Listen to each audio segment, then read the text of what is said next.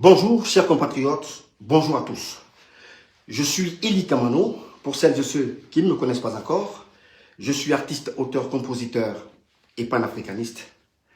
Et je sais que beaucoup se sont demandé pourquoi je suis resté silencieux pendant un certain temps. Je voudrais leur dire que ce silence n'était ni une fuite, ni un renoncement au combat. C'était un choix personnel. J'ai volontairement observé un moratoire face à la dégradation dramatique de la situation sociopolitique de notre pays. Et aujourd'hui, je reprends la parole. Je reprends la parole parce que le moment l'exige. Et dans cette vidéo, je vais vous expliquer comment des fossoyeurs de la République et des apatrides issus de différentes entités de notre société ont, pour préserver leur unique intérêt, progressivement conduit Mamadi Doumbouya à sa perte. Partagez cette vidéo, elle est pertinente. Je ne souhaitais pas intervenir parce qu'il est souvent épuisant, très épuisant de parler à un peuple qui applaudit ses propres bourreaux. Très épuisant. Il est douloureux d'ailleurs de se sacrifier aussi pour un peuple qui ne ressent aucune empathie pour ceux qui ont décidé de se sacrifier pour sa cause. Et bien voilà, un peuple qui préfère danser sur l'autel du gain facile, de la peur, de la manipulation et de la courberie.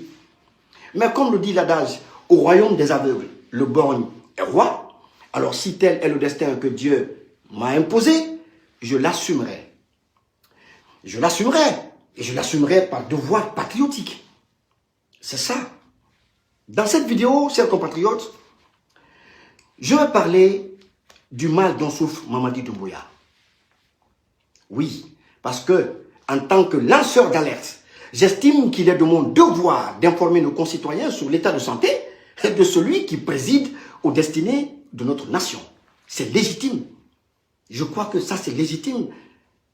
Et depuis quelque temps, j'observe les membres du CNRD mobiliser tous les moyens, y compris les outils de l'intelligence artificielle, pour tenter de reconstruire et de préserver l'image d'un Mamadi Doumbouya complètement affaibli par la maladie. Mais laissez-moi vous dire que la communication ne peut pas remplacer la réalité. Pas du tout. Je le dis avec beaucoup de gravité au peuple de Guinée aujourd'hui. L'épisode Mamadi Doumbouya à la tête de notre pays est terminé.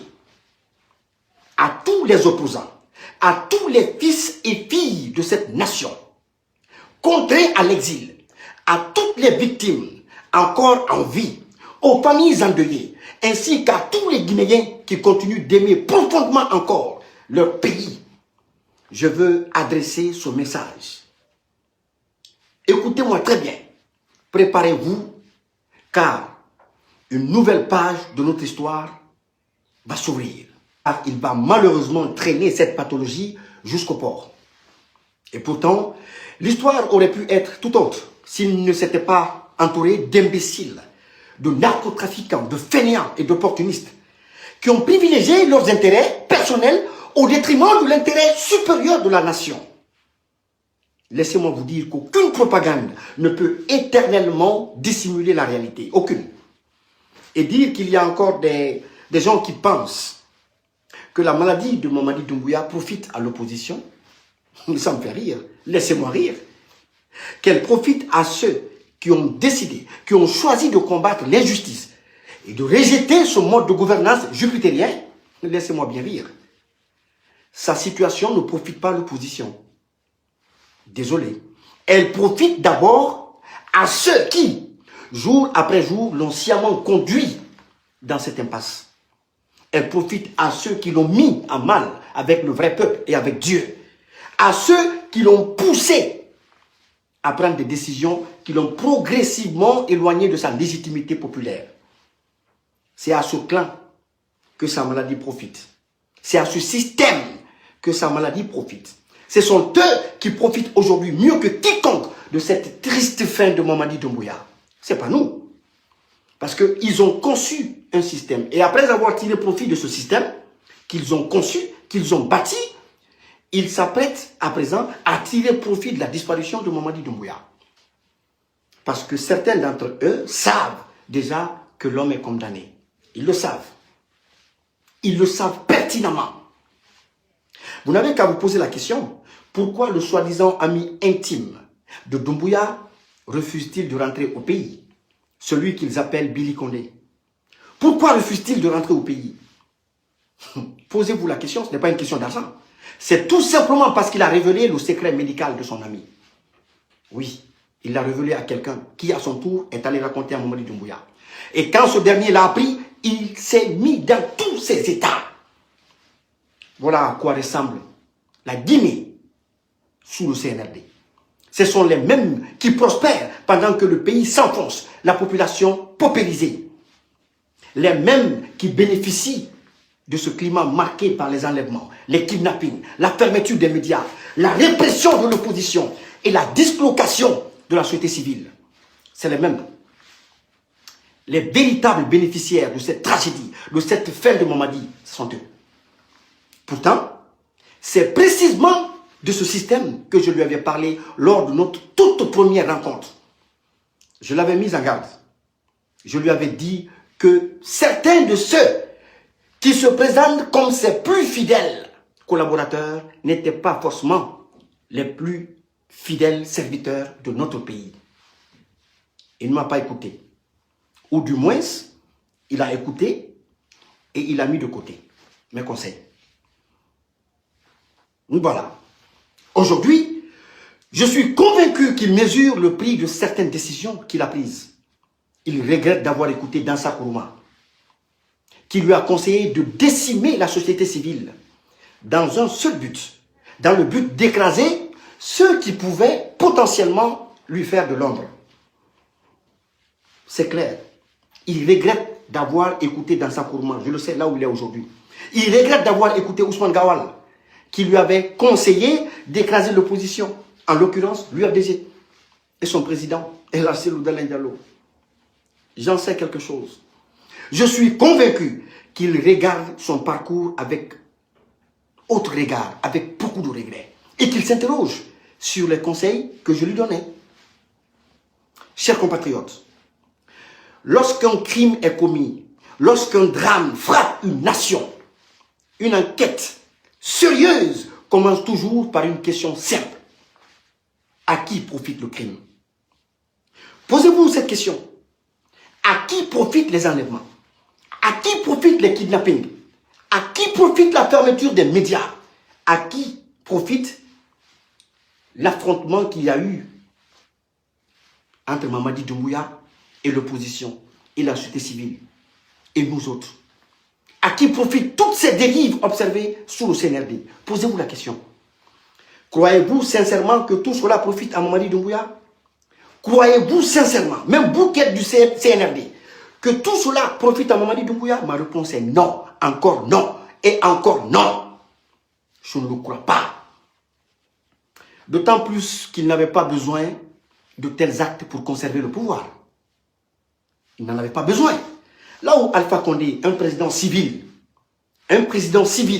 a forcé et a obtenu un troisième mandat, sans pour autant avoir besoin de kidnapper ou d'enlever des citoyens qui s'opposaient à lui, ni d'enlever des mineurs pour des actes qu'ils reprochaient à leurs parents. À votre avis, Doumbouya qui est militaire et armé jusqu'aux dents, avait-il besoin de violenter et de maltraiter les Guinéens à ce point pour conserver le pouvoir? Je dirais non, mes frères. Chers compatriotes, je dirais non.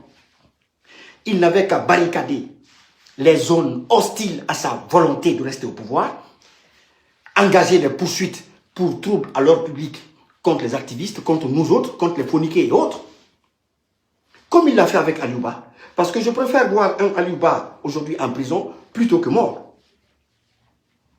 Parce que si c'est le même sort qui avait été réservé aux phoniqués et aux autres, on pouvait se frotter les mains et se dire Alhamdulillah. Et ensuite, il serait passé haut la main sans avoir à se souiller les mains. Voilà. Mais à qui profite tout ça? Posez-vous la question. Et pour vous prouver que cela ne profite qu'à ceux qui ont conçu ce système autour de Doumbouya, je vais vous raconter un épisode que j'ai personnellement vécu récemment. Il y a quelque temps, excusez-moi, Une personne dont je tairai volontairement le nom m'a contacté afin de rechercher une issue permettant le retour de mes enfants, c'est-à-dire permettant la libération de mes enfants. Au cours de nos échanges, cette personne m'a affirmé que Doumbouya était disposé à réparer les préjudices que les enfants ont subis. Moi, je ne connais pas les préjudices, c'est eux qui le savent. Nous avons trouvé un terrain d'entente. Un rendez-vous devait avoir lieu. Quelques jours plus tard, tout semblait réglé. Mais ce rendez-vous n'a jamais eu lieu. Pourquoi? Parce que selon les informations qui m'ont été rapportées, ceux qui avaient intérêt au maintien de cette situation auraient bloqué toute initiative de règlement. Et le nom d'Amara Kamara et de Bala Samoura m'ont notamment été cités. Voilà pourquoi je vous invite à toujours vous poser la question, chers compatriotes, à qui profite réellement chaque décision prise depuis l'avènement du CNRD.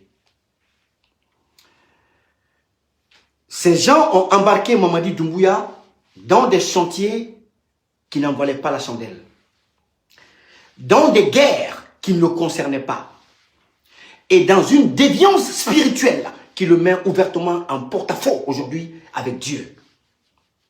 Parce que quand on est chef, il y a des causes pour lesquelles le sang ne doit pas couler par notre épée.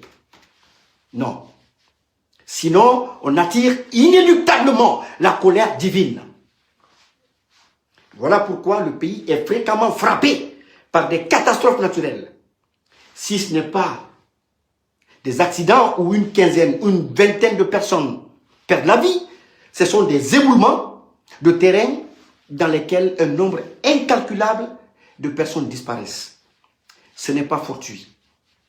Les âmes sont en train d'errer dans la nature, en Guinée. Aujourd'hui, Mamadi Doumbouya se cherche partout, à Singapour, en Indonésie. Et voilà qu'on nous apprend qu'il serait en Grèce. Alors qu'il séjourne dans un centre hospitalier à Chypre. Ni son argent, ni la richesse colossale qu'il a amassée dans les caisses de l'État ne peuvent le sauver.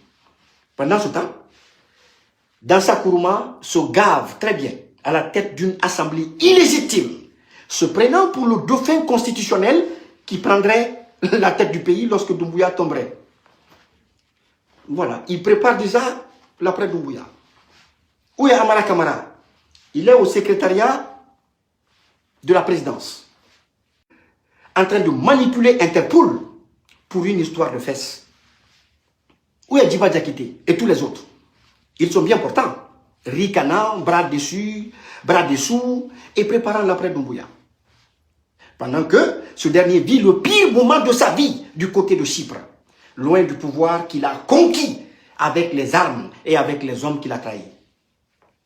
Chers compatriotes, je voudrais vous inviter à vous préparer, car l'épisode Doumbouya à la tête de notre pays est terminé. Préparez-vous à rentrer au pays, parce que ceux qui ont utilisé Doumbouya pour vous exclure sont aujourd'hui plus embarrassés que vous qui êtes en exil.